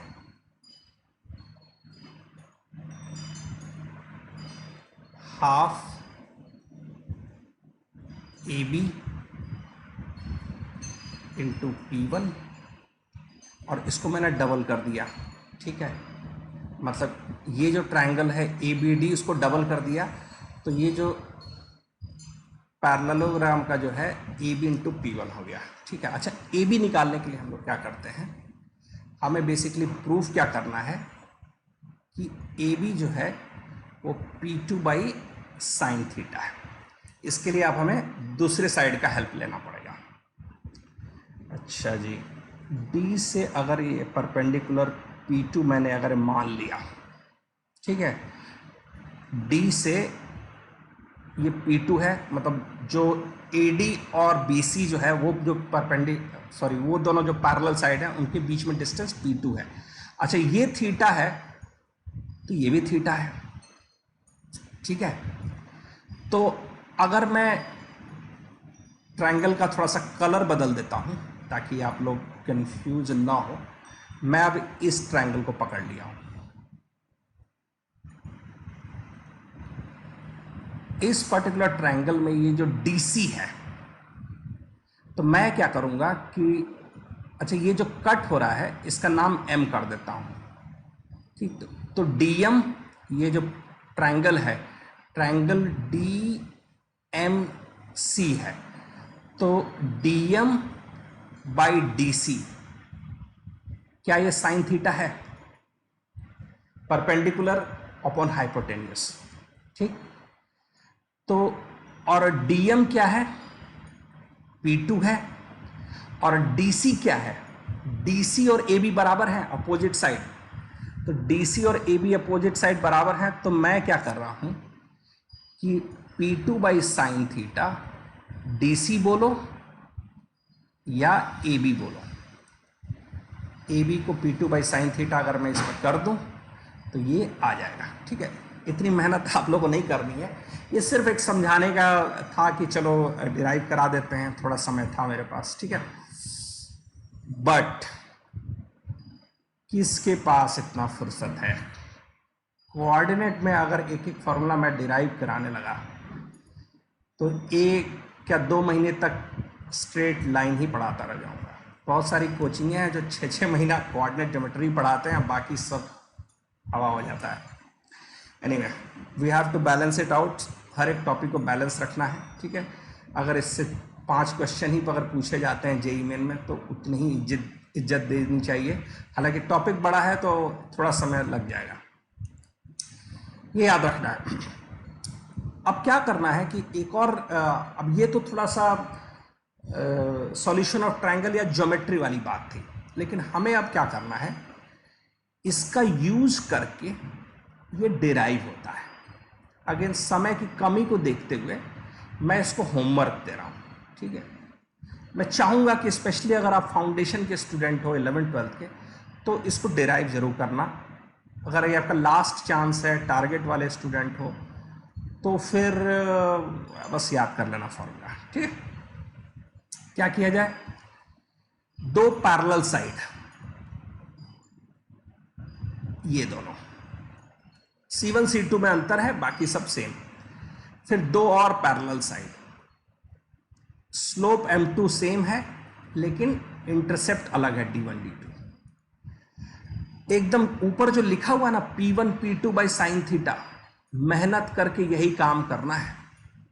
2 लाइन के बीच में परपेंडिकुलर डिस्टेंस मिल जाएगा, P1 P2 मिल जाएगा। अभी थोड़ी देर पहले हम लोग 2 पैरेलल लाइन के बीच में डिस्टेंस निकालना सीख चुके हैं। साइन थीटा तो नहीं मिलेगा, लेकिन क्या टैन थीटा मिल जाएगा? बिल्कुल मिल जाएगा। टैन थीटा क्या है? M1 minus M2 by 1 plus M1 M2, ठीक है। क्या करोगे? ये थीटा मान लोगे, टैन थीटा है तो ये M1 माइनस M2, ये 1 प्लस M1 M2, ठीक है। हाइपोटेनियस में भी M1 M2 में कुछ कुछ बन जाएगा, ठीक है। इनफैक्ट वो ऐसा बनेगा कि कुछ कट जाएगा, ठीक है। और बड़ा खूबसूरत सा ये आंसर या ये फॉर्मूला बन जाएगा। आई विल रेकमेंड कि ये फॉर्मूला याद रखो, बहुत कठिन नहीं है। दोनों का जो इंटरसेप्ट है, 2 पैरेलल लाइन का डिफरेंस, इंटरसेप्ट का डिफरेंस और स्लोप का डिफरेंस, ठीक है। इंटरसेप्ट डिफरेंस पहले लाइन का, फिर इंटरसेप्ट डिफरेंस दूसरे लाइन का, और स्लोप का डिफरेंस दोनों लाइन का। मॉड क्यों लगा रहे हो? मॉड लगाना मजबूरी है भाई, प्लस माइनस कुछ भी आएगा, मुझे तो एरिया बताना है, ठीक है। एकदम डायरेक्ट फॉर्मूले के एप्लीकेशन पर कुछ क्वेश्चन देंगे, और इसको सॉल्व करने के लिए 1 मिनट।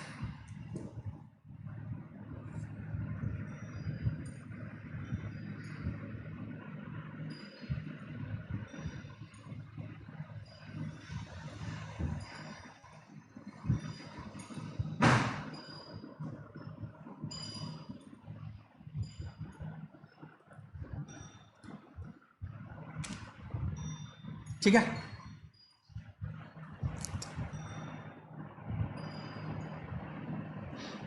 सीधे एरिया का फॉर्मूला लिख दिया जाए भाई। C1 minus C2 D1 minus D2 m1 minus m2 mod. अब पहले तो दो पैरेलल लाइन आइडेंटिफाई कर लें। ये दोनों पैरेलल वाले, इन दोनों का नाम C1 C2, और ये दोनों पैरेलल वाले D1 और ये D2। ठीक, और M1 M2 तो ऐसे निकाल लेते हैं। M1 क्या दिख रहा है 3/4। ठीक, और दूसरे का M2 जो दिख रहा है वो 1/2।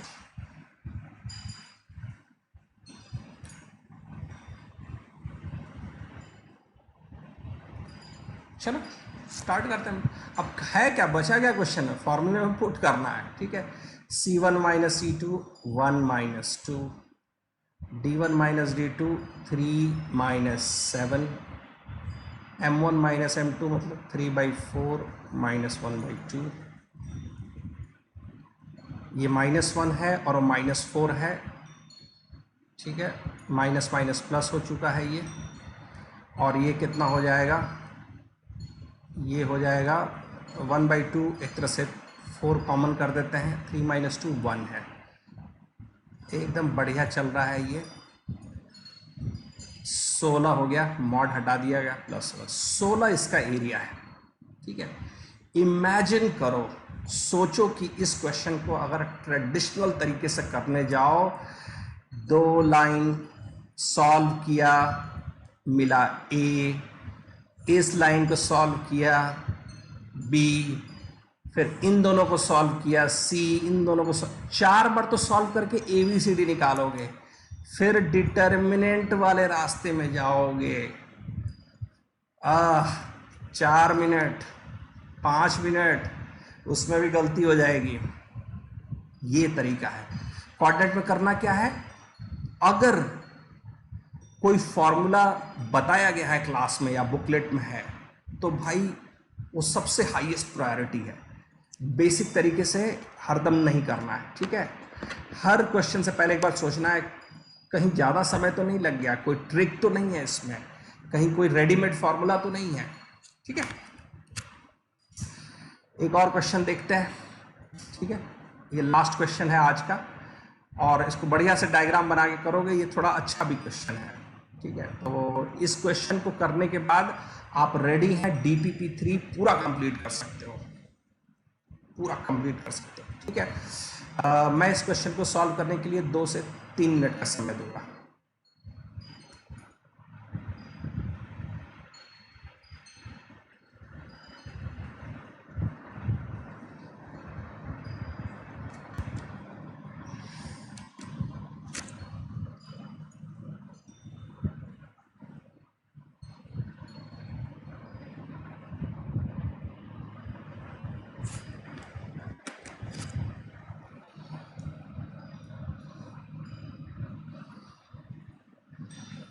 ठीक है, ओके स्टार्ट करते हैं। अच्छा, 3 लाइन और 3 साइड हैं, 2 स्क्वायर। क्वेश्चन में क्या किया, 2 स्क्वायर, इसमें से 2 तो 3 अगर साइड दिए हैं तो 2 तो पैरेलल होने वाले होंगे। भाई पैरेलल वाले कौन से साइड हैं, कुछ दिख भी रहा है? 3 lines form 3 sides of 2 squares.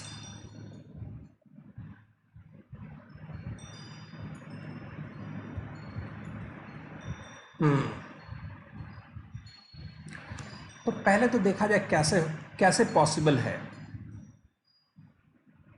एक साइड ये हो सकता है, स्क्वायर है, ये भी एक साइड हो सकता है। ठीक है, और ये भी हो सकता है। तो अगर आप ध्यान से देखोगे x + 2y, ठीक, ये दोनों पैरेलल वाले हैं, नाम दे देते हैं भाई, इनको बोल देते हैं आप x + 2y + 3 = 0, या मैं इसका नाम पूरा इक्वेशन नहीं लिखना चाह रहा हूँ, L1 L2 और L3 3 लाइन के नाम दे देते हैं। ठीक है, और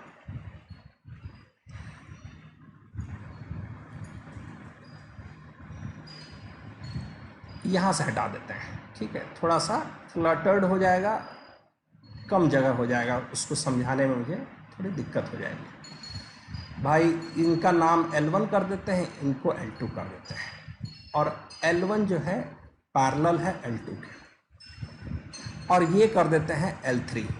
वो पैरेलल नहीं है लेकिन स्क्वायर है, तो दोनों एक दूसरे से परपेंडिकुलर होने चाहिए। दिख भी रहा है एक्स और वाई का कोएफिशिएंट बदला हुआ है, उसका स्लोप -2 है, इसका 1/2 है, तो भाई ये L3 है। अब जो ये दो साइड बोल रहा है जो स्क्वायर का, आपको क्या लगता है? भाई स्क्वायर बनाना है तो एक तो हमें ऐसा बना सकते हैं, ये एक लाइन हो सकता है L4, ऐसा लाइन कि ये चारों जो हैं बराबर हो जाए। लेकिन ये बोल रहा है दो स्क्वायर, तो क्या आप लोगों को लगता है कि एक दूसरी साइड भी तो हो सकता है L4, और ये जो चारों जो हैं बराबर कर देंगे, L4 की जगह L5 बोल देते हैं। इस पूरे क्वेश्चन में मुझे क्या पता लगाना है L4 के बारे में और L5 के बारे में पता लगाना है। कैसे किया जाए? अब एक एक चीज ध्यान देते हैं। L1 L2 बीच स्क्वायर में का प्रॉपर्टी क्या होता है कि साइड सारे बराबर हैं और अपोजिट साइड्स पैरेलल हैं, बस इन्हीं दोनों का यूज करना है।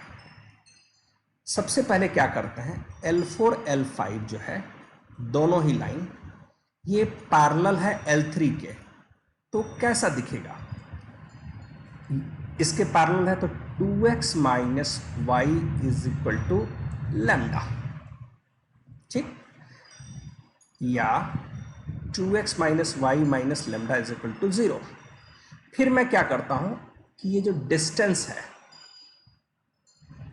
किसके बीच में, L1 और L2 के बीच में, क्या है? वही डिस्टेंस होना चाहिए L3 L4 के बीच में। तो L1 L2 के बीच में डिस्टेंस फार्मूला लगा देते हैं। अब तो आप लोग सीधे सीधे मन में करेंगे, 3 माइनस माइनस 7 हो जाएगा, और ये अंडर रूट में जो है 1 + 4 कर देते हैं, ठीक है, ये 10/√5 हो गया, ठीक है। चाहेंगे तो इसको हम ऐसे लिख सकते हैं, 2√5 भी हो जाएगा, ठीक है, ठीक है ना। तो अच्छा, ये एक वेरिएबल लाइन है L4 या L5 में से किसी का, तो उसका भी डिस्टेंस L3 से 2√5 होना चाहिए। मतलब ये जो 2√5 है वही दूरी इन दोनों के बीच में भी होनी चाहिए। तो लगाते हैं ये फॉर्मूला, ठीक है, 2x में ये क्या होगा, ये हो जाएगा लैम्डा -4, ठीक है, C1 - C2 वाला जो लगा रहे हैं, डिवाइडेड बाई अंडर√5, लेकिन ये मॉड लगा हुआ है, मॉड ऑफ लैम्डा -4 जो है ये हो जाएगा 2√5, मतलब कि 10, ठीक है। मॉड जैसे ही हम हटाएंगे ये +- 10 हो जाएगा। अब जैसे ही प्लस माइनस है तो इसको ज़िंदगी में दो रास्ते मिल जाएंगे, प्लस वाला जो होगा वो 14 आंसर दे देगा, और जो माइनस वाला होगा वो -6, ठीक है ना। कुल मिला के मेरा जो इक्वेशन है रिमेनिंग साइड का वो ये है, 2x minus Y minus 14 is equal to 0, और ये 2x minus y plus 6 is equal to 0, ठीक है। ये जो लेम्डा की जो दो वैल्यू ऑटोमेटिकली आ रही हैं, क्योंकि हम जब डिस्टेंस जब बताते हैं तो मैं डिस्टेंस बोल रहा हूँ कि ये 2√5 डिस्टेंस है, लेकिन ये 2√5 ऊपर है कि नीचे है ये मैं नहीं क्लियर कर रहा हूँ, ठीक है। एक प्लस में आएगा और एक माइनस में आएगा, ठीक है। तो दोनों इक्वेशन बन गया है। अच्छा, तो अब मैं आप लोगों को फ्री कर दे रहा हूँ। आज का लेक्चर काफ़ी बड़ा था और ये थोड़ा काफ़ी कुछ इन्फॉर्मेशन था, कई सारी चीज़ें आपको बताई गई हैं। अब आपको 1 या 2 दिन तो लग जाएंगे सारा DPP ख़त्म करने में। पूरी मेहनत, पूरी जी जान से DPP 3 तक सारा ख़त्म कर दो, और फिर अगली क्लास में और इंटरेस्टिंग नई नई चीज़ें हम लोग सीखेंगे। ठीक है, अब तो हम लोग बहुत अच्छे लेवल पे पहुंच जाएंगे अगली क्लास में, बट उसके लिए जो है आपका ये पूरा अच्छे से एक्सरसाइज करना बहुत ज़रूरी है। ठीक है, okay, thank you very much.